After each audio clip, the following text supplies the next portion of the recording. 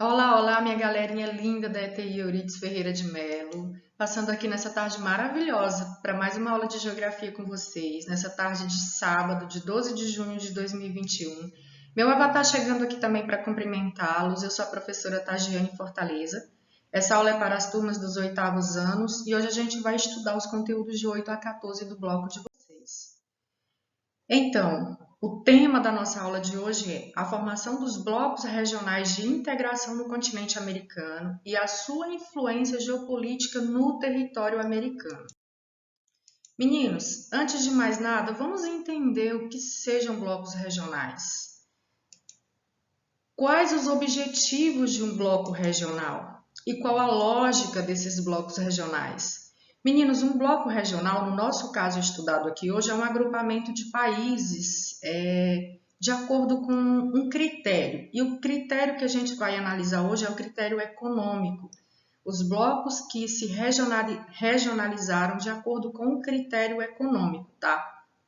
Então, eles são nada mais do que acordos intergovernamentais e geralmente são formados por países vizinhos ou por algo que os una geograficamente. Professora, mas qual que é a lógica desses blocos regionais? Qual que é a lógica desse agrupamento de países?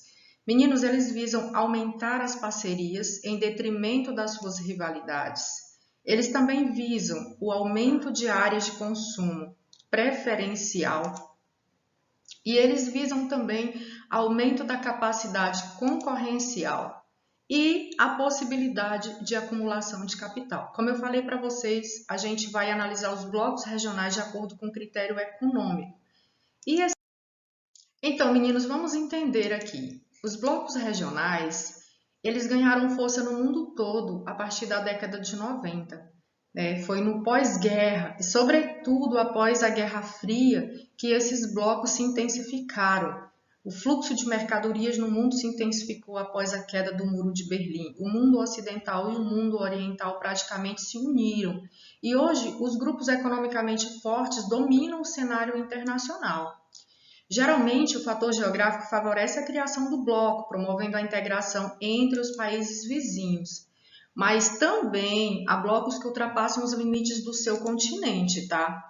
E há países que fazem parte de mais de um bloco econômico ao mesmo tempo. Isso é comum entre os países, entre as relações comerciais. Meninos, em suma, os blocos econômicos eles são criados com o objetivo de desenvolver o comércio de determinada região. Com a criação desses blocos, são eliminadas barreiras comerciais, tá? Esse aqui é o principal objetivo entre eles, que acabam tornando menor o custo dos produtos no mercado global e incentivando o desenvolvimento econômico dos países membros. Eu trouxe aqui para vocês os principais blocos regionais que estão distribuídos pelo nosso planeta hoje. Tá? Aqui eu trouxe um panorama geral, um gráfico, né? Aliás, um mapa que dá para a gente a dimensão de como esses países estão organizados. Só que hoje nós vamos estudar basicamente os blocos aqui do continente americano. Não são todos, mas a gente vai ver os principais. Meninos, vamos entender aqui que os blocos regionais eles passam por etapas, tá? Essas etapas elas são basicamente quatro. Esses blocos eles são bastante dinâmicos, eles estão sempre se reformulando, né? Entrando países, saindo países, sempre buscando o melhor para suas economias. Então, a primeira etapa na formação de um bloco é a zona de livre comércio. É quando há livre circulação de mercadorias, com eliminação total ou parcial de tarifas entre os países membros, a fim de dar mais impulso à circulação de mercadorias. Eu poderia citar aqui para vocês como exemplo de uma zona de livre comércio, o NAFTA. Tá? Já a segunda etapa de um bloco econômico é a união aduaneira. Nessa etapa aqui, pessoal, além de reduzir as tarifas sobre os produtos, os países membros estabelecem uma tarifa externa comum, que é chamada de TEC, sobre os produtos importados de países que não fazem parte do bloco. E um exemplo dessa etapa aqui é o Mercosul. O Mercosul, além de ser uma zona de livre comércio, ele também é união aduaneira, tá? Eles estabeleceram tarifas únicas, né, entre os países do Mercosul para negociarem com países que não fazem parte do bloco do Mercosul.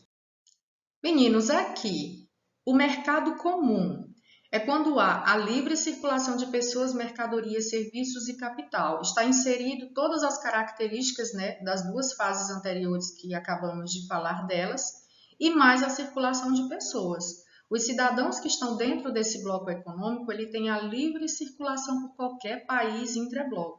Exemplo de um mercado comum, professora, a União Europeia, meninos. Todos os países que estão dentro da União Europeia, eles podem trabalhar, né, em outro país, eles podem comprar coisas lá com muita tranquilidade, eles podem morar no outro país. Existe essa liberdade maior.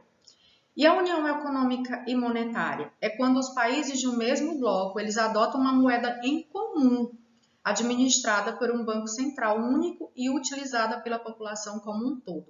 Exemplo dessa etapa de bloco regional ou de bloco econômico aqui é a União Europeia também, pessoal. A maioria dos países membros da União Europeia, eles utilizam o euro como moeda e eles também têm um banco central que fica lá na Alemanha, tá? Meninos, agora entendido as fases que os blocos econômicos passam, vamos chegar aqui agora, né, nos aproximar mais aqui das Américas, vamos trazer para a nossa realidade aqui. Vamos estudar alguns blocos econômicos das Américas. E hoje a gente vai falar sobre a ALBA, a ALCA e o Mercosul, tá? O Mercosul, professora, o que é o Mercosul? Como o próprio nome está dizendo aqui, significa Mercado Comum do Sul. Ele foi criado em 1991 pelo Tratado de Assunção, né, capital do Paraguai. Tem como objetivo a eliminação progressiva das tarifas alfandegárias entre os países membros, a fim de dinamizar a economia regional, movimentando entre si mercadorias, bens, serviços, capitais e força de trabalho. Ele também visa a adoção de uma tarifa externa comum, né, que é a TEC, para a comercialização com os outros países não pertencentes ao bloco. Isso após 1995. E ele prevê a livre circulação de bens, serviços e fatores produtivos. Aqui eu trouxe para vocês o mapa dos países que criaram o Mercosul, que foi Brasil, Paraguai, Uruguai e Argentina. Depois, o Paraguai se retirou do bloco, né, por questões políticas, e a Venezuela passou a ser membro desse bloco. E trouxe aqui para vocês os países associados, tá? Que é a Bolívia, o Chile, Peru, Equador e Colômbia.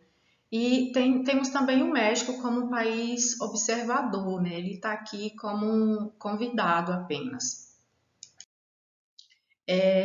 O NAFTA. O NAFTA nem está inserido no bloco de vocês necessariamente como aula, ele está sugerindo um vídeo para vocês estudarem à parte. Mas eu vou fazer uma ressalva aqui nesse momento e vamos falar um pouquinho sobre o NAFTA, né? Que ele é um bloco muito importante. Para a gente falar da ALCA, a gente precisa entender um pouquinho o que é o NAFTA. Então, meninos, o NAFTA é formado aqui por Canadá, Estados Unidos e México, né, que são os países da América do Norte. Então, esse acordo, o NAFTA é o Acordo de Livre Comércio da América do Norte, que é North America Free Trade Agreement. Então, ele é formado por Estados Unidos da América, Canadá e México, como eu acabei de falar, e a meta desse bloco é eliminar as barreiras alfandegárias.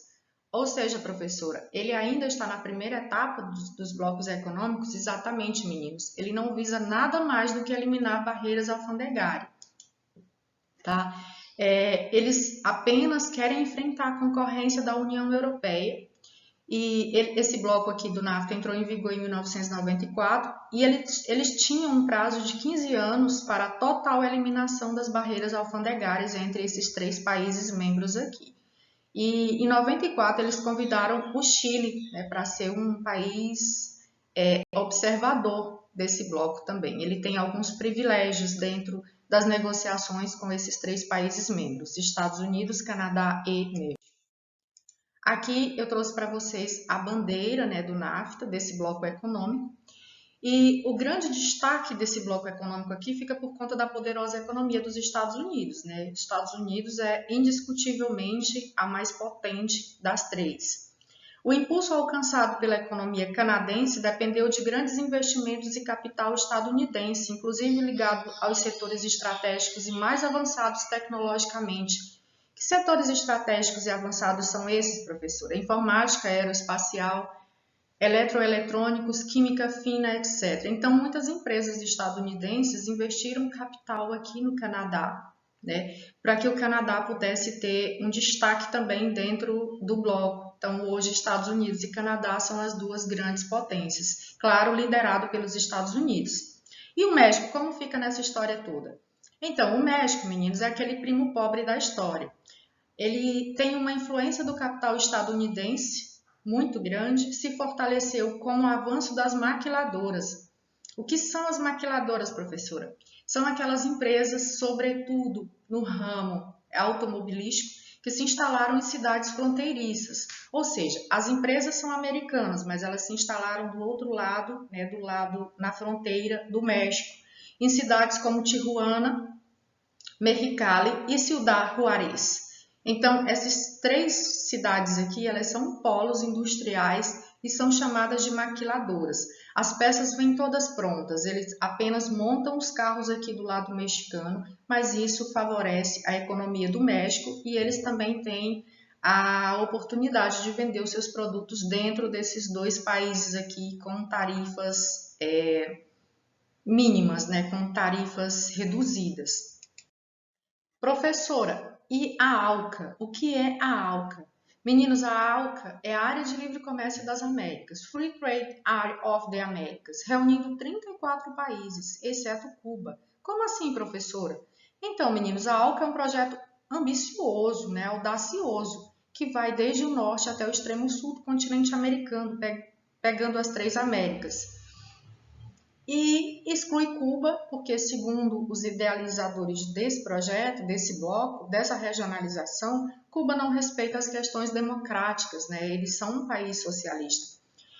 O projeto foi lançado durante a Cúpula das Américas em Miami de 1994, representando o mais ambicioso acordo econômico da história mundial. Na verdade, a ALCA foi criada em oposição à União Europeia. Não oposição, a palavra seria essa, mas para concorrer com a União Europeia de igual para igual. Uma vez a ALCA sendo estabelecida, né, sendo efetivada, teria um PIB e uma população superior ao PIB e à população da União Europeia, sendo assim o maior bloco econômico do mundo. Então, a ALCA é sem dúvida a mais polêmica entre as proposições de blocos econômicos em todo o mundo. Por isso, não há um consenso em relação à sua implementação nem entre países americanos e nem no contexto interno dos Estados Unidos, que foram os responsáveis por realizar essa proposição. Como assim, professor? Eles idealizaram esse bloco e eles mesmos entram em conflito entre eles? Exatamente, meninos.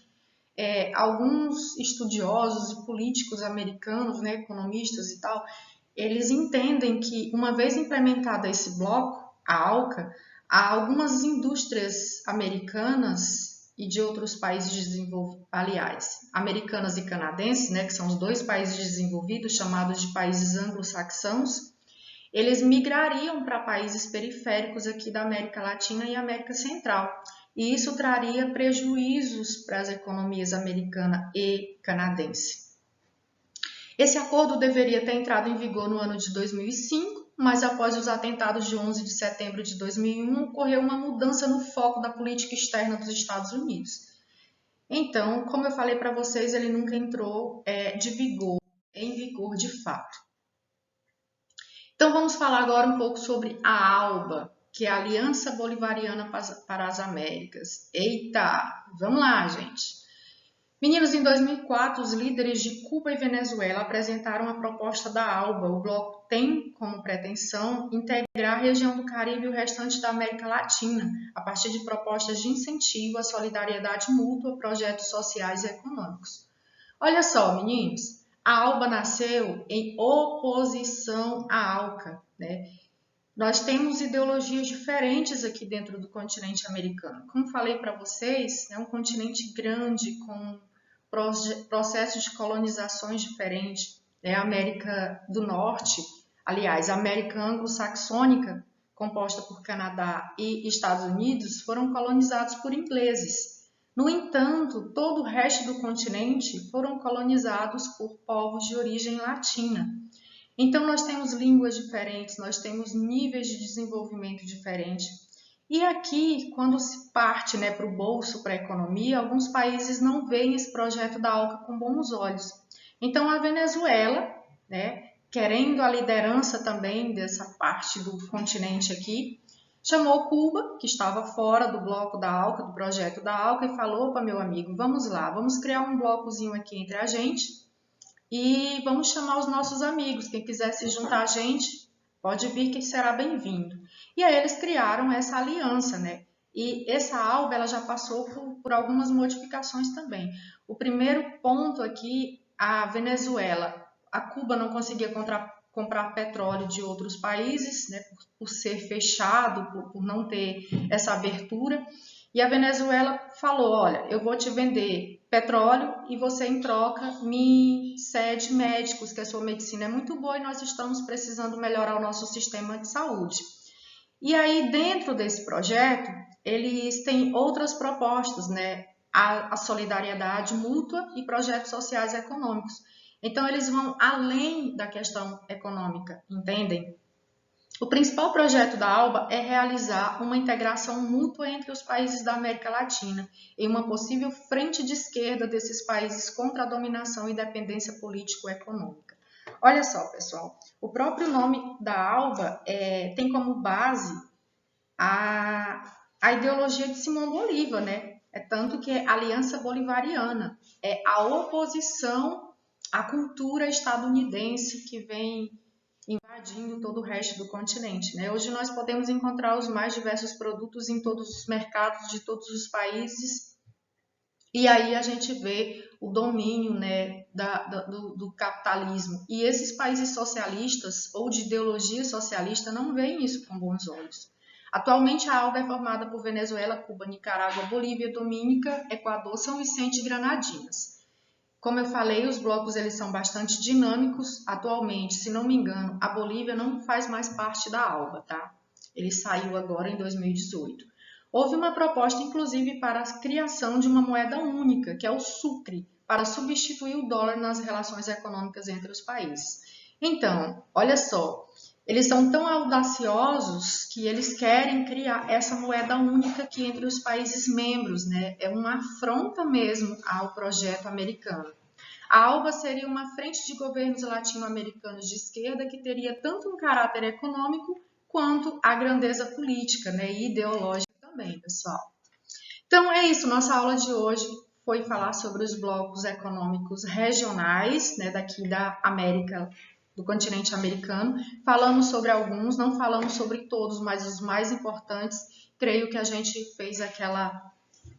deu aquela pincelada geral. Agora eu quero que vocês respondam as questões de 5 a 8 do bloco de aula de vocês. Tchau, até a próxima aula, pessoal!